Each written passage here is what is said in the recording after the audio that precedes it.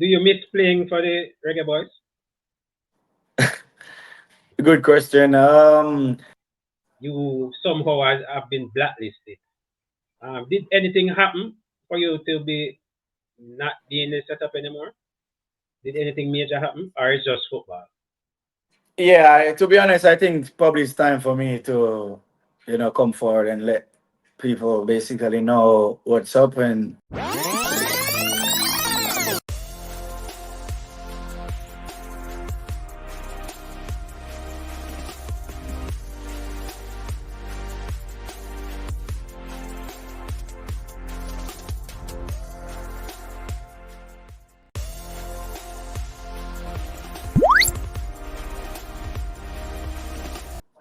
Greetings, sports fans. Welcome back to Edivision TV, the channel where we look at sports differently. Today I'm here with a very familiar face. You guys know this guy. Left winger, play all the way over there in the UAE Pro League. Reggae boy, Junior Flemmings. What's up, Flemmer? there on my G, man. Respect and thanks, everyone. Yeah, man. Thank you, man, because I know you don't do much interviews, so it's very difficult to get a hold of you guys. But respect and God and time, them say God and time. Yeah, man. Now, we're going to start. I know your journey is very long, I'm not going to start from the first kick of the ball come straight up because you've said that on numerous interviews before. Yeah, Let us start from the move to the French league. Let us start from Toulouse, right? yeah. Toulouse. You were coming from the USL, right? Excellent time over there in the USL, scoring a lot of goals, making a name for yourself internationally. And you got that move. First, talk to us about that move, and how you got involved. How you got the move, pretty much. Well, it started in Phoenix, where I had that great season. Because I spent 2 years with Phoenix, and I basically scored 31 goals and 14 assists over a 2 year period. So for a winger to be able to put in up those numbers in 2 years is, remarkable. And they came, the hierarchy of the French team, Toulouse, came to watch me in Phoenix. And, from there, they make some contacts, and they basically was telling me, like I'm on their radar, they will, you know, see how things goes from here. Then, the whole controversy, and, I moved to Birmingham after, season was okay, because I put up what 6 goals and 5 assists. I had international duty during that time too and stuff. So, and as you know, the USL doesn't break when there's international duty. So I missed out a lot of games also. Oh, Yeah, sorry. yeah, So I missed out a lot of games also and stuff. But nonetheless, they came back around when I was in Birmingham, and the sporting director reached out to my agent directly and said, like, listen, like, we want to get Junior in now. And because the plan was to go there at the end of the USL season, right. and then they're like, we want to get him in now, whatever, whatnot. And the process speed up real fast. I leave America and flew over to France and signed the pre-contract and everything and get going. So when I get there, they were still in the second division, was playing and stuff. And I got there when half the season left, and I meet the coach and everything. But what a lot of people didn't really understand, like when I actually get to France during that time, like the team was already in first. They were winning. They were on like a 12-game winning streak. So it was pretty much difficult, to basically break into a team at that point. And there were some setbacks there with game time, of course, and all of that. You know, After that, now the new season come about and stuff.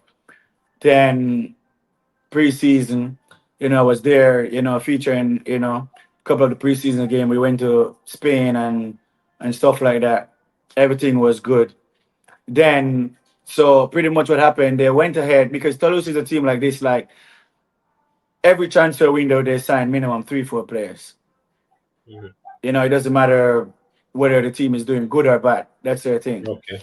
and they went ahead and they signed two other wingers and stuff. And pretty much what I get to realize, especially in Europe, if you come to a European club on a big transfer fee, it's like somewhat you're semi-guaranteed to play.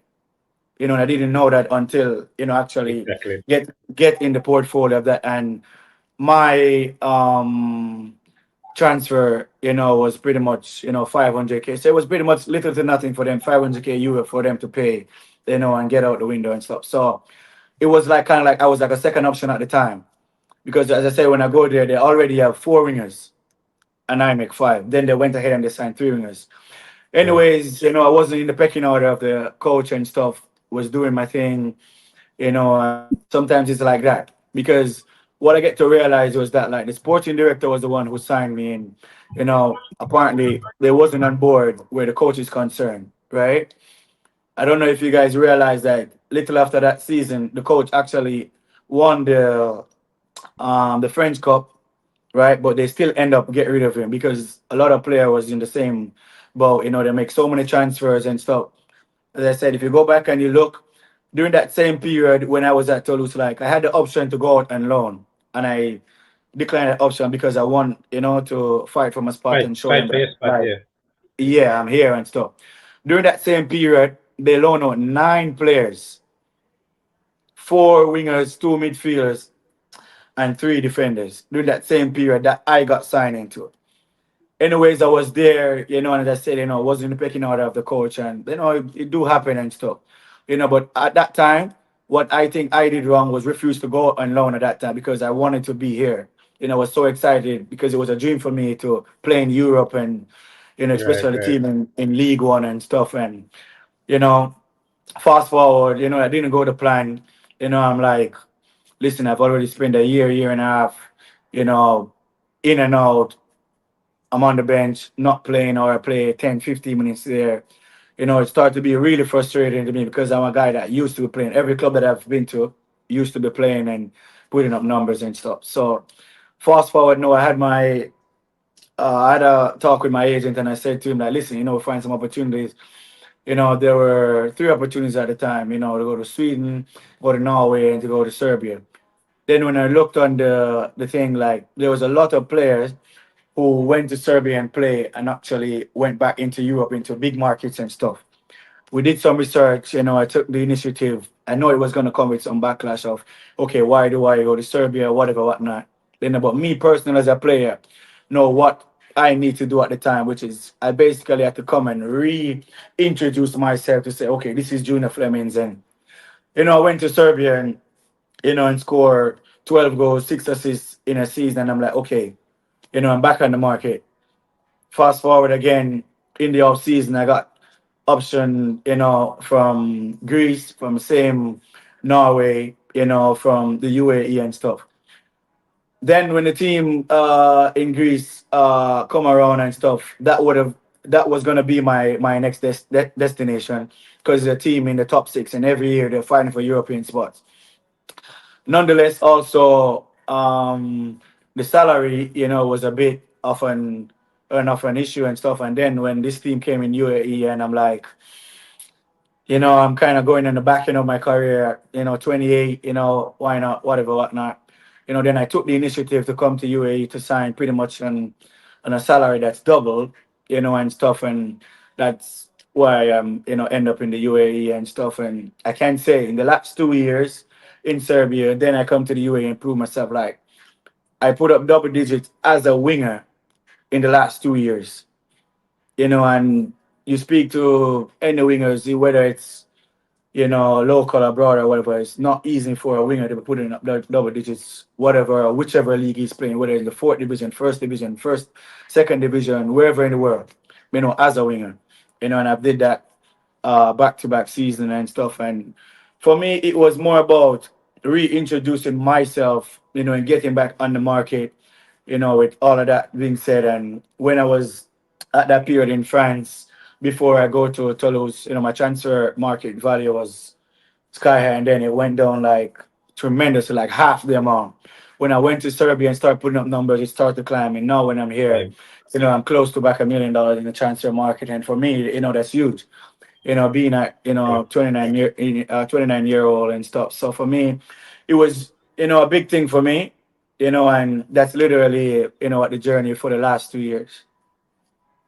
Right. And you said a lot there, and it covered a lot of the questions that I would have asked. But going a little bit, when you entered Europe, right? It must have Yeah, been a culture shock. You really got to learn that football is a business, as you put it. They didn't spend a lot on you, so there wasn't any pressure to really give you the game time. And exactly. knowing everything that you know now, would you have still made the move to lose?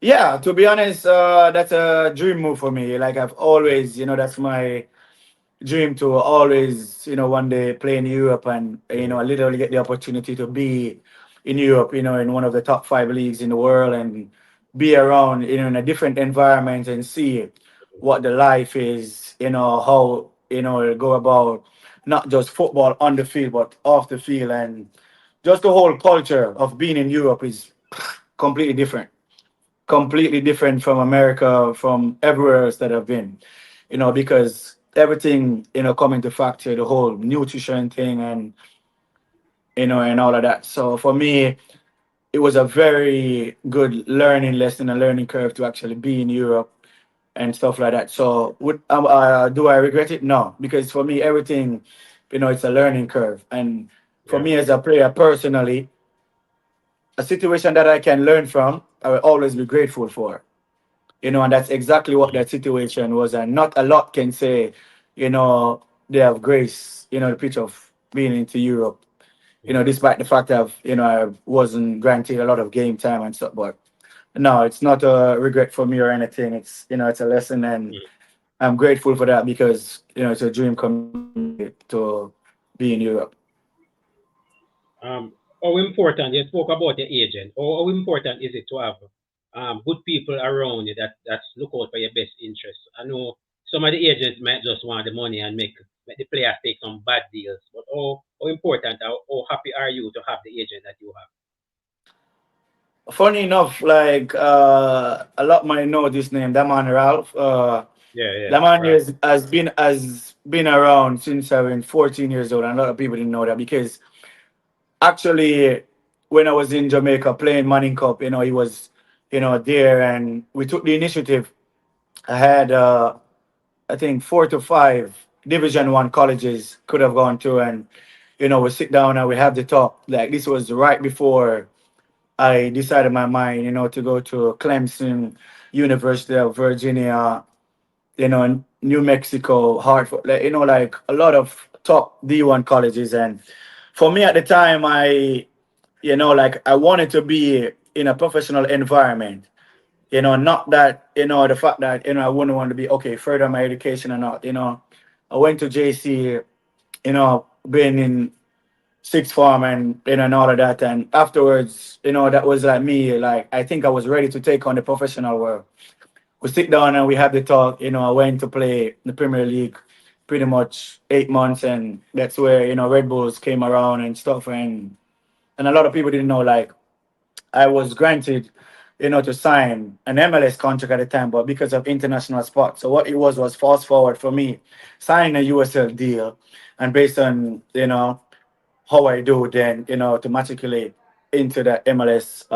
So in that same year, which is my first year, like I had a great season. First 5 months, I was on 6 goals, 4 assists, tore my meniscus, and that was pretty much a setback for me. So I had to basically prove myself again, which is my second year of my USL, and then after, it's when I went on and scored 14 goals there and 4 assists. Then it was kind of like, okay, come to preseason and prove myself, and I'm like, nah, I don't think I want to do this, then when I look on the salary, what they were offering, there was a USL team, which was Tampa Bay, that I went to, have her off was offering higher than what they were offering. So I'm like, no, why I think I need to go to USL, which is pretty much being at New York.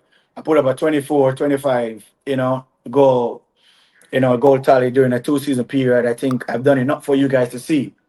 So I wasn't happy about that. So that's when I moved on from New York, went to Tampa, did my thing there. Then I went to Phoenix, and then basically that's pretty much, the journey there. And Fast forward till I reached to Europe. Then I went to Serbia. Then now I'm in UAE. Now you're in UAE. How is it in UAE? How is the food, the culture, the language? How is everything down that side?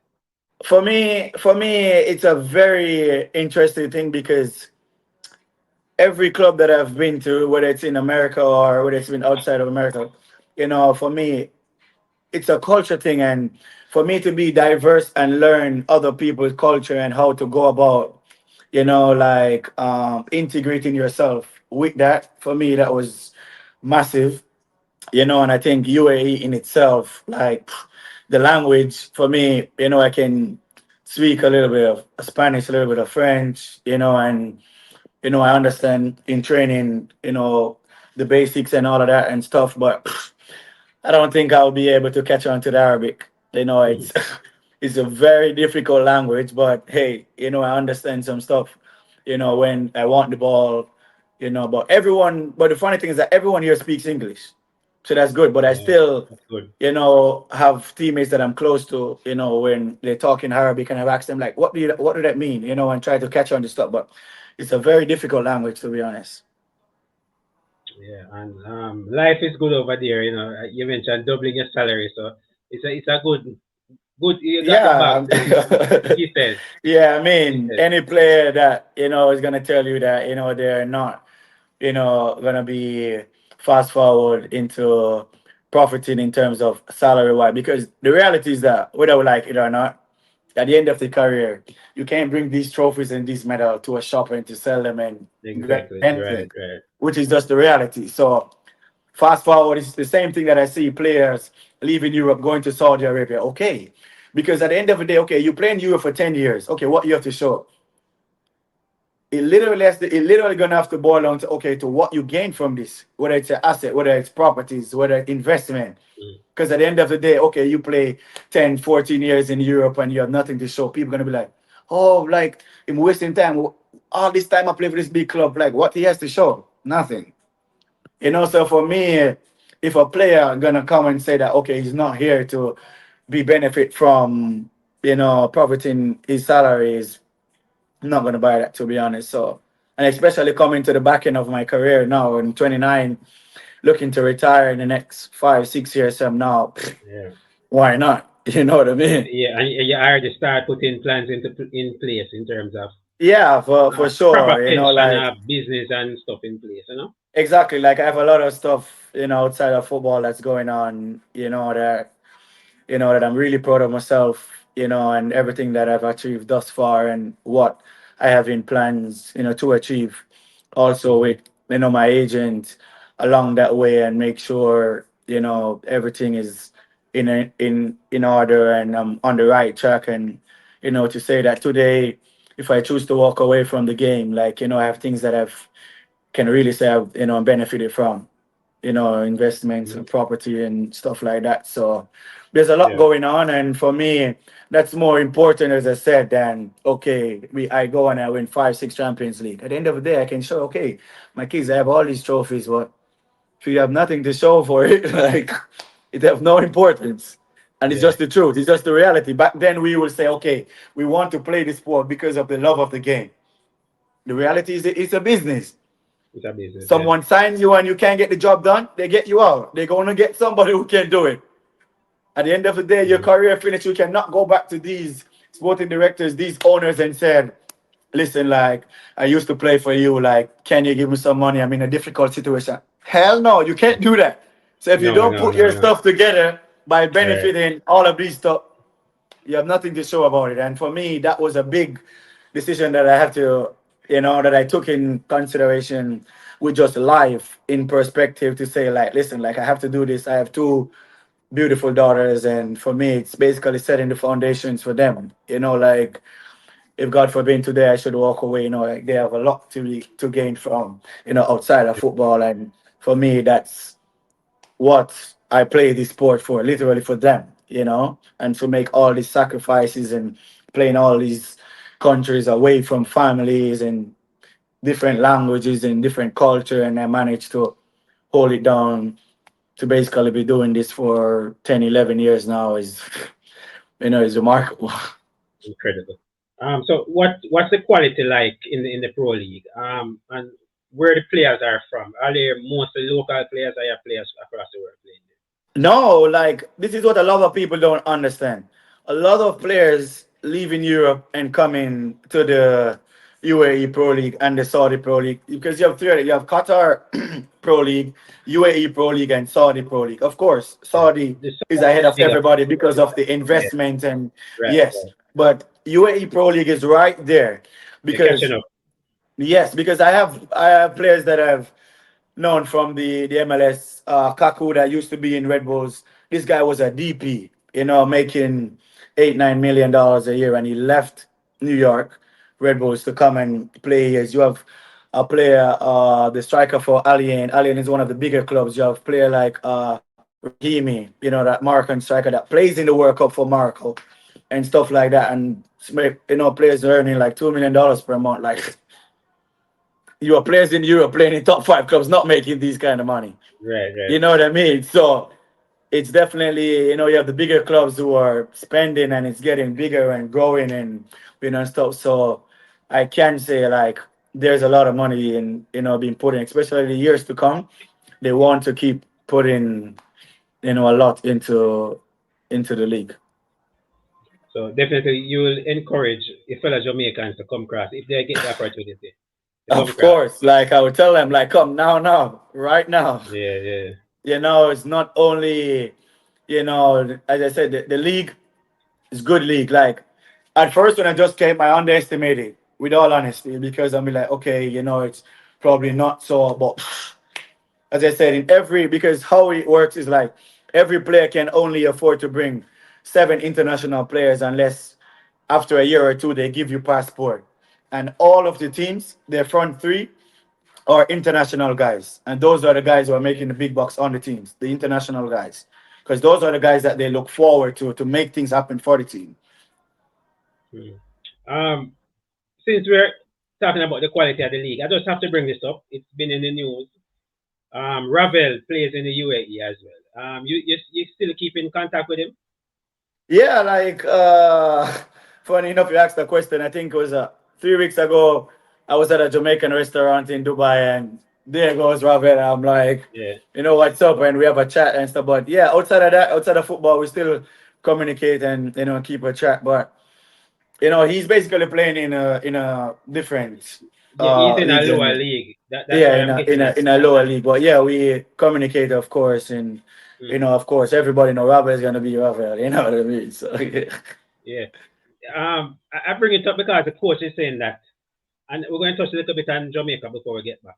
The coach is saying Okay. that he doesn't like the level in which Ravel is playing, and it makes it difficult for Ravel to really get back a call up. You're in a much better league. I would Yeah. imagine that the quality is much better. Do would you agree with the coach that Ravel would have to move from that level or no? I mean, realistically speaking, it's a difference if you're playing in a third or a fourth division versus a first Yeah, division. So yeah, that yeah. will answer all your questions. And I said, when you look at this, I can name out 4 or 5 players who were in Europe playing for top clubs and were starters and Mm-hmm, leave and come to the UAE. mm-hmm. So it's not a Yeah, case where okay, players come here when they're finished or the level is not good. You watch the game, you tell after that. There's definitely quality and in the play and everything. So they have to be the judge for that, and based on what they watch and interpret it, and But as I said, like of course it's going to be different. You comparing a first division league versus a third or fourth division league. So yeah, they will yeah. have to analyze that on their own. So good season for you. 9 goals, 1 assist. I'm seeing here 21 appearances. Oh no, 10, Um, 10 goals now. I score an 10. assist one today. Sorry, my boss. So 10 goals, 1 assist. Would you say that's a decent or good enough season for you? Yeah, Or could have done better? to score, as I said, to score 10 goals and 2 assists in a 26 game season. Basically, I'm average a goal or assist every 2 games. Every two So games. that Right. so that speaks for itself right there. You know what I mean? I'm Yeah. not a striker. If I'm a number nine, then of course, I'm expected Mm-hmm. to be putting up those Expected. numbers. Mm-hmm. So far as a winger to put up double digits goal in a 26 game season, I'm not talking 30, 34, in a 26-game season. I think that speaks for itself. Right. And at the year you've played a few games in midfield. Not a lot though.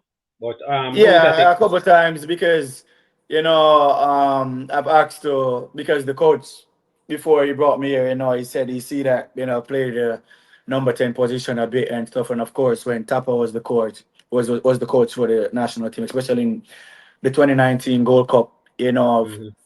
Everyone can remember I was the most full player in that year. There were two games where I got man of the match awards and stuff. So my thing is that when I'm playing in number 10, like I'm more of okay, receive the ball and drive. I'm not one of those okay where I would look for those two passes and so I would The drive true and pass? have one player's commit and then I slip through because that's my strength, going at people one versus one. So there was like 2 3 games I've asked to play that position, but mostly I'm on the left or if I had to move to the right. So anywhere there, I play for this so far. Right. Walk us through at the end of life in the UAE. Game day. Um, okay, like on a game day basic, like every game, whether it's home or away game, we normally have camp. So we normally have camp, in an hotel and stuff, and then you leave the hotel the day of the game, go to the game. But it's pretty straightforward, same like what we did in Europe before. You train, or if it's like probably I'm in Ajman, or if the game is in Ajman or in Dubai, it's pretty closer, which is like 30 minutes away. So we will normally leave on the day of the game. But if it's in Abu Dhabi, we go the day before. But regardless of whether it's a home or away game, we normally camp, which is we stay in hotel the day before a game and go to the game on the game day and stuff. But it's the same, like what I've used to in Europe before when I was at Toulouse. So there's not anything I would say that's different. Um, do you miss playing for the Reggae Boys? Good question. I've heard that question a lot, to be honest. And for me, it's always an honor, regardless, of whatever the circumstances is, to play for your country, to represent your country on the global scene. And, you know, as you guys see in the past, I've asked to play numerous positions in the national team, whether it's right, fullback, number 10 position, left, right, you know what I mean? And I've never, frowned or turned down the responsibility of, playing for the Reggae Boys or anything. And one thing, if everyone can say, whether or not, if I'm having a good game, you're going to get a fighting spirit from me. You're going to get a good attitude, when I'm going to be running, when I'm going to be tackling, because in football, you're not always guaranteed to have a good game. But what you can control is your attitude. And say that to say this, whether you're having a bad game in missed passes, missed control, not finishing, you know, you can control your attitude by run for your teammates, make up grounds, like tackling, just the extra, and I can say whenever I play for the national team, I've always, be doing that. And it's something that I'm grateful for, and for the coaches that have given me that opportunity in the past. I've never took for granted and stuff. So of course. There's an elephant in the room. Persons have it a rumor out there that you somehow have been blacklisted. Did anything happen for you to be not be in the setup anymore? Did anything major happen, or it's just football? Yeah, to be honest, I think probably it's time for me to, come forward and let people basically know what's up. And this is just me coming from a genuine place. And I think it was based on the situation that happened. I think when we were in Suriname, and basically what it was at the time, I think we were being treated unfairly. And I was one of the guys who basically stood up and said, listen, we're gonna make sure things are changed going forward. And pretty much that's what it was. We had a meeting, and of course we had some stern talk in terms of you know us voicing our opinions and things that we didn't like that was going on, and that was it. Just like any other player, just like any other man that not comfortable about the situation, just like what other players did in other interviews, and Exactly. basically that was me Exactly. because what I did was I'm not gonna be the guy who's gonna be like, okay, like this guy is saying this guy. No, I'm gonna make it be known, and that's just my personality, and I think that was what it was, because, and of course, we do have players who could have made their voice heard and they didn't, and because I wasn't pleased with what was going on, I came to the forefront and speak about it, and of course they take it however way they want to take it, and pretty much that was it, to be honest. And after that, no one had a conversation with me, no one said anything, and I guess, but hey, I have nothing to be ashamed of or anything. I can hold my head up high to say at the end of the day, I was there to stand up for myself and my teammate in terms of wanting things to change going forward, and that was pretty much it. I did nothing out of the norm of disrespecting or belittling anybody. I just came forward and say, listen, stuff that was going on just need to change, and pretty much that was it. They weren't happy of that, and they make their decision, and that was it. Well, I really commend you on that move, because as you say, other players spoke up about things, and we've seen some amount of change over the years. We've seen little change, and so you could be one of those pioneer persons to really try to get the change. That's very good. Um, but so what I see, because I talk to a lot of players, and I see your posts, and persons encouraging, keep it up, keep up the good work. Despite whatever happened, you guys still do the work, and you still would like another call up in the future, right? Yeah, as I said, it's always an honor, and Yeah. to represent my country. So at any time, I'm grateful, because I've been there from when things was really rocky, when we weren't getting paid, when things wasn't going well, and I still turned up.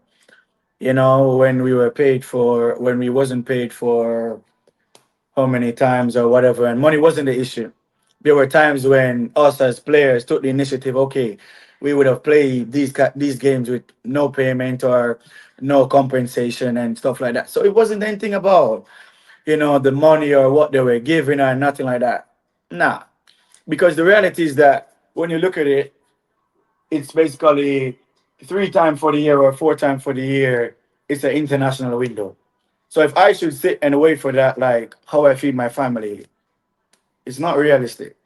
And I was managed to do that because the truth and in fact, like I was a professional even before, and after the fact that, being called up to the national team, and whenever I've been called up, I came and do what I, was supposed to do and wear the national colors with pride. So for me, it wasn't an issue about any of that, so yeah. Um, we've seen a trend. I don't know how you would take it as a player, but we've seen a trend where young players from Jamaica get an opportunity to play in the national team and get moved abroad. Players I can call a bag of names. Stewart, Shackwell, a lot of players get the move abroad, and then we don't see them back in the national team. What you have to say about that? It's good that the players are now playing professionally, but I think maybe some of those players would like to get back another opportunity to play in the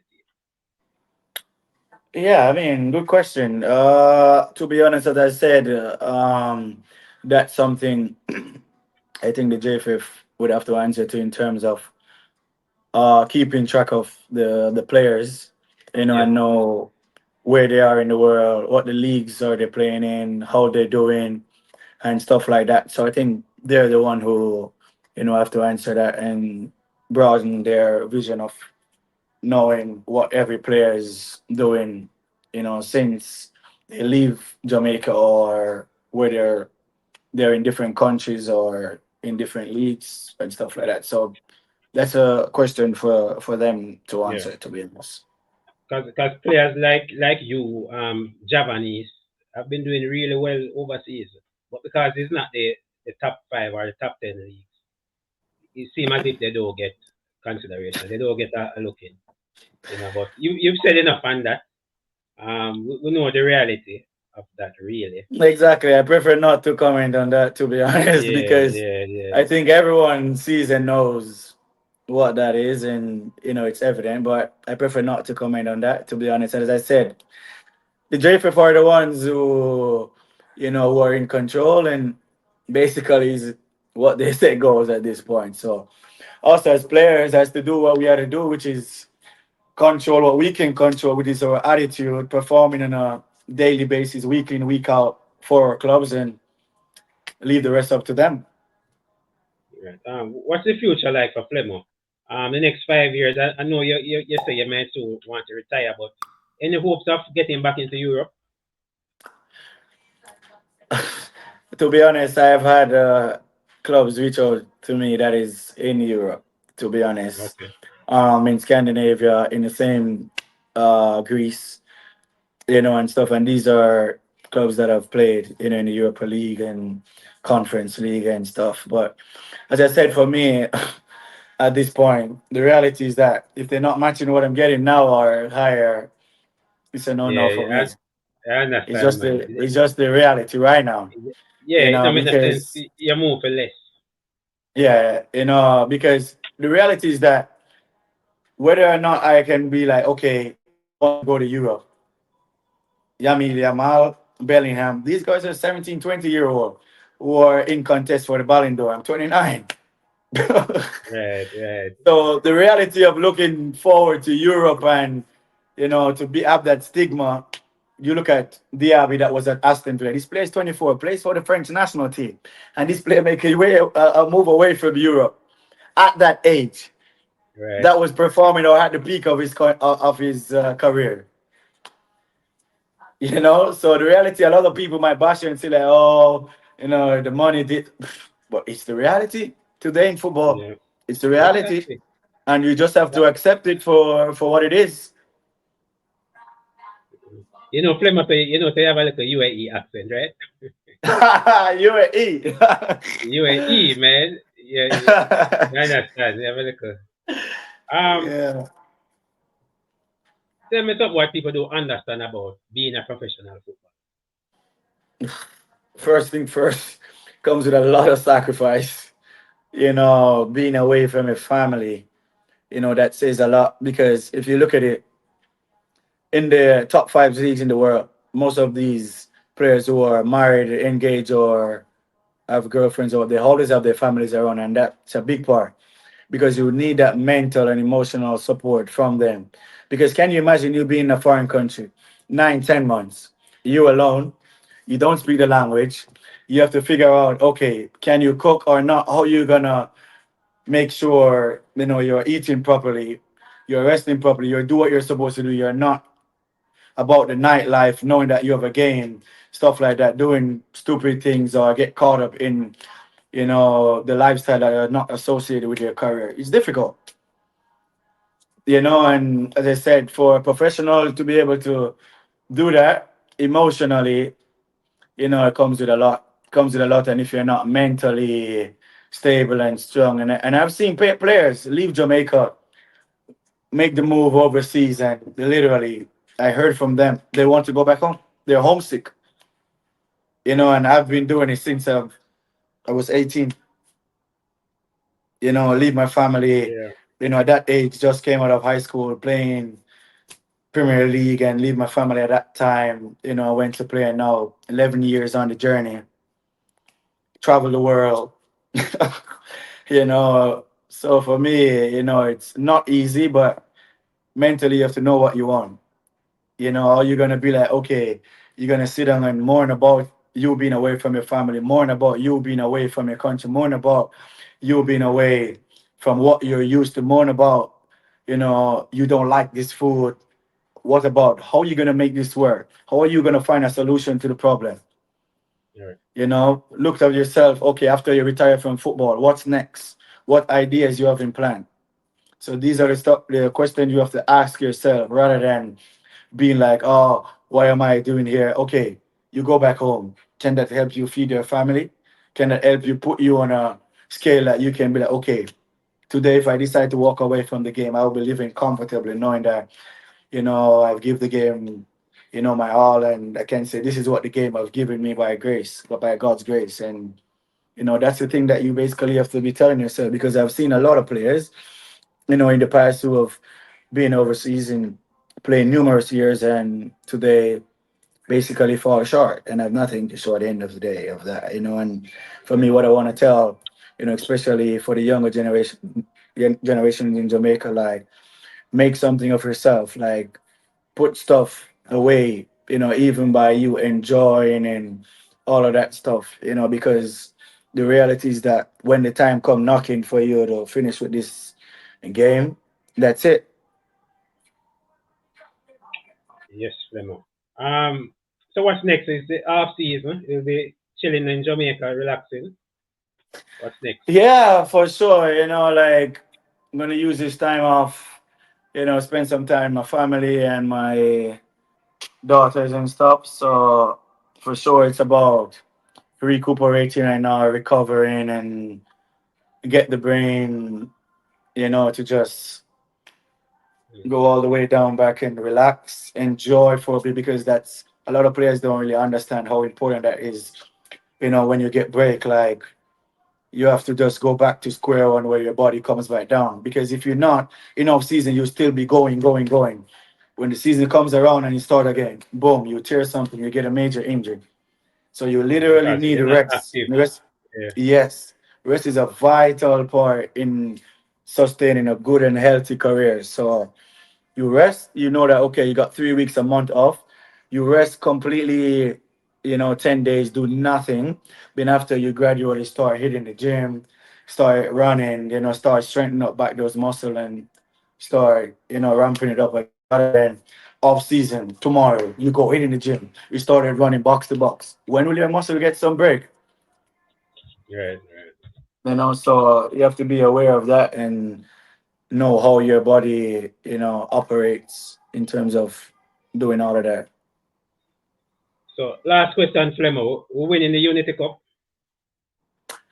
I would hope so, because at the end of the day, there are great players, like, on the roster and stuff. And for me, you know, everyone on that roster is there because they have deserved that call up, because they're doing something great. I Mm. would guess and stuff. And for me, it's about them going out there and showcasing their talent and show the coach and Jamaica what they're about and how they can earn a mainstay in the national setup. So it's basically an opportunity for guys to go and showcase themselves. Yeah, and you think that we're in good hands? We're recruiting players as usual, and we're pushing for the World Cup. So fingers crossed, Yeah, Flemo. yeah. As I said, we're the only ones that basically can fall short on ourselves, because it's there, for us, but it's how Mm. much we want it, and Yes, it can't exactly. just come from just the players, but everyone, the fans, the coaching staff, the entire JFF, the entire diaspora of Jamaica have to rally behind the teams. There'll be tough moments, there'll be ups and downs, there'll be games that people thought that we could have give more, but it's just the cruelty of the game. It's just the cruelty of the sport. How many times you'll be watching sport or the game and you'll be like, "There's no way this team lost the game. There's no way. Only if a player does this. Only if a player." But it's just the what ifs, So there comes a point where we have to try to limit that as much as possible. Try to eliminate that. But as I said, there will be times when it's tough, where we as men or as players to be open for criticism, because the fans going to be only talking because they know what we can do and they wanted more, they're expecting more. So, Right. a lot of times, we have to be open for that and play with that chip on our shoulder of wanted to do better for the country and the fans in going forward. All right, Flemo. I know you're busy. First of all, thank you very much for doing this interview, agreeing to do this interview. You've answered a lot of questions, and you've shed a lot of light on certain topics. And I think Jamaica will be pleased with this. Good interview, my bro. Hey man, respect man. All right. There you have it, folks. Another interview. You know the drill. Like, share, and subscribe. I'm Eddie Bona. He's Junior Flemmings, and we're out. Yeah man, respect. All right.